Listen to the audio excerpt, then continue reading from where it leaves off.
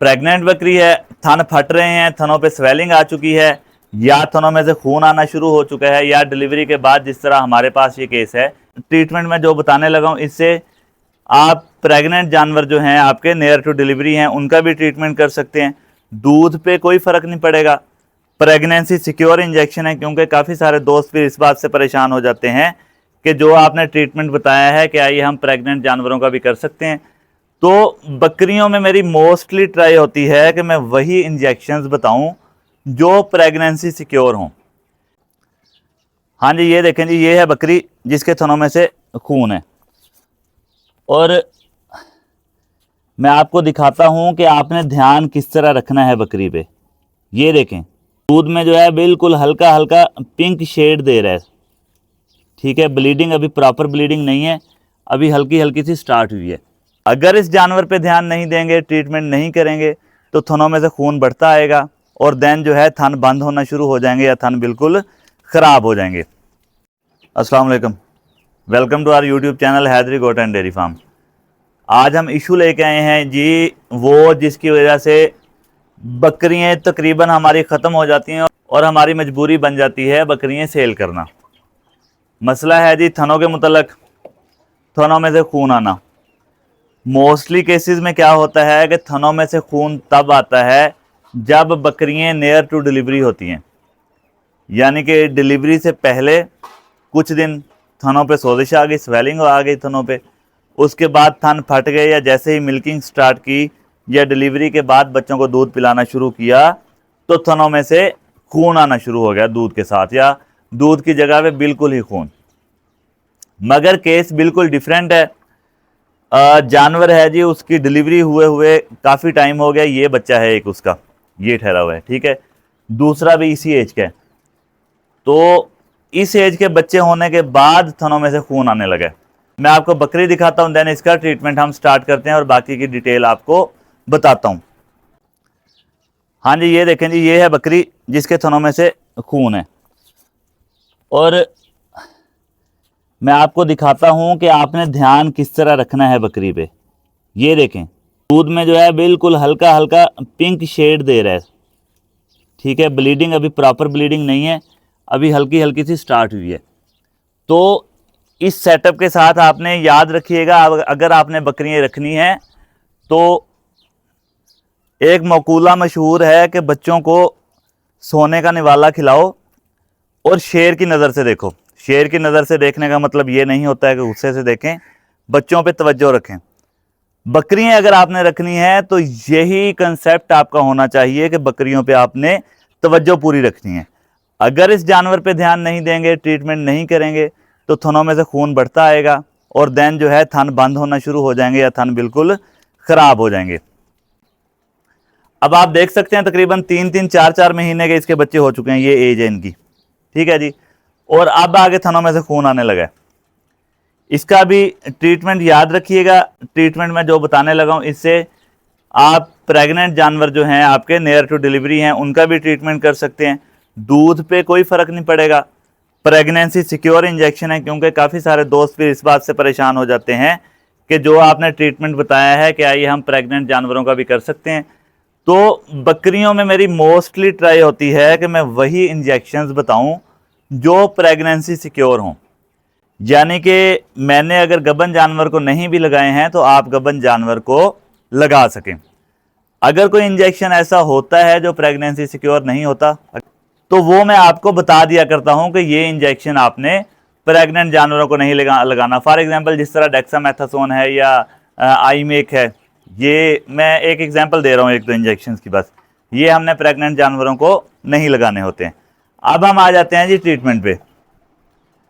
Treatment में सबसे पहले इसके फाइब्रोफिट आपने इस्तेमाल करवाना शुरू कर लेना है।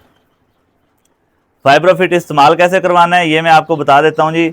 इस पे लिखा हुआ है जी भेड़ बकरी 10 ml।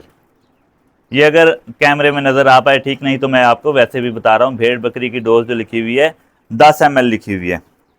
अब देना किस तरह है इसका मैं आपको बता देता हूँ। इसके ऊपर अगर लिखा हुआ है तो मैं पढ़ के बता देता हूँ, नहीं तो मैं वैसे ही बता देता हूँ जी आपको। इस पे लिखा हुआ है जी 10 ml 100 ml पानी में मिलाकर दिन में 2 बार पिलाएं। मेडिसिन आपने यही इस्तेमाल करनी है, डोज वो देनी है जो मैं आपको बताने लगा हूं। ये आपने जी 50 ml डेली देनी है। इस पे गाय भैंस और ऊंटनी की 50 ml लिखी हुई है, जबकि भेड़ बकरी की 10 ml है।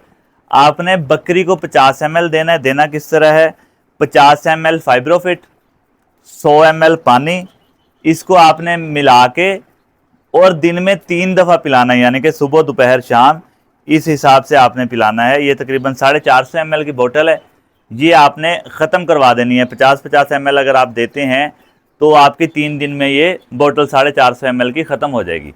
ये आपने 3 दिन पिला देना है। उसके बाद हम आ जाते हैं इंजेक्शंस लगाने वाली बात पे।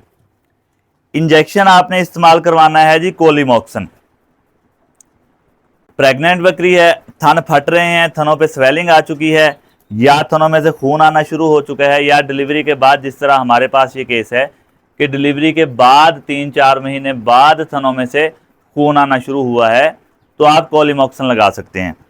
कोलिमॉक्सन लगाना किस तरह है जी, ये वाहिद इंजेक्शन है जिसको लाजमी है जी शेक वेल बिफोर यूज़, यानी कि इस्तेमाल से पहले आपने इसकी बोतल को अच्छी तरह हिलाना है। और सिर्फ ये इंजेक्शन लगाने के लिए हमें नीडल इस्तेमाल करनी पड़ती है 16 गेज वाली, यानी कि जिस सिरिंज के साथ, जिस नीडल के साथ हम बड़े जानवरों को इंजेक्शन लगाते हैं, वो वाली नीडल हमें छोटे जानवरों यानी कि बकरियों के लिए इस्तेमाल करनी पड़ती है।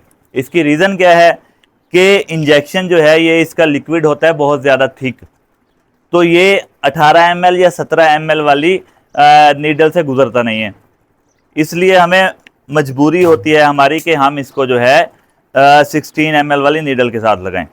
अब लगाना किस तरह है जी, आपने 5 ml लगाना है डेली बेसिस पे और 5 दिन लगाना है। जानवर आपका 2 दिन के अंदर अगर रिकवर हो जाता है, थनों में से खून आना बंद हो जाता है, तो भी आपने 5 दिन ये कोर्स आपने पूरा कर लेना है। फाइब्रोफिट आपकी 3 दिन में ख़त्म हो जानी है और कोलिमॉक्सन जो है ये आप लगाएंगे 5 दिन। 5 दिन आप कोलिमॉक्सन लगाएंगे, थनों के जितने भी मसाइल हैं सभी मसाइल इंशाल्लाह अज़्ज़ा वजल जो है ख़त्म हो जाएंगे। बहुत अच्छा एंटीबायोटिक है ये थनों के लिए। लगाना किस तरह है, इंजेक्शन किस तरह लगाने हैं गर्दन में, ये डिटेल मैं बहुत पहले भी आपको बता चुका हूँ, फिर भी मैं इंजेक्शन अभी लगाने लगा हूँ और आप सभी भाइयों को दिखाता हूँ।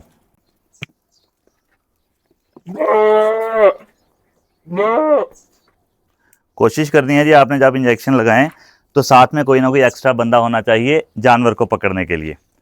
सिर्फ यही एक इंजेक्शन लगाना है, एक्स्ट्रा इंजेक्शन की ज़रूरत नहीं है। हाँ, अगर थनों पे स्वेलिंग है, आपको नज़र आ रहा है कि यार इसकी वजह से बकरी को पेन है, देन आपने साथ में लॉक्सिन भी इस्तेमाल कर लेना है कोलिमॉक्सन के। अगर ऐसा नहीं है देन आप सिर्फ कोलिमॉक्सन लगाएंगे।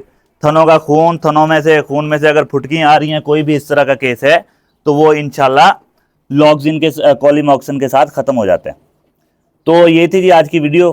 उम्मीद करते हैं वीडियो आपके लिए इन्फॉर्मेटिव साबित हुई होगी और थनों के कोई भी मसाइल जितने भी आपके पास आते हैं उनका सॉल्यूशन आपको अब मिल चुका होगा और अब जो है आप अपने जानवरों का खुद ट्रीटमेंट कर सकेंगे।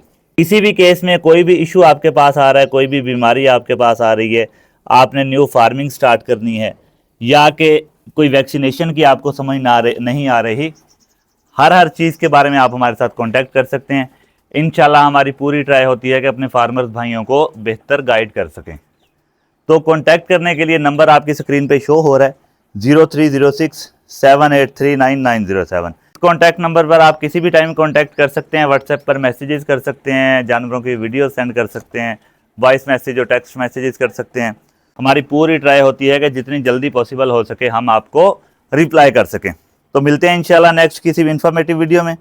तब तक अपना और अपने जानवरों का बहुत सारा ख्याल रखिएगा। अल्लाह ने कहबान।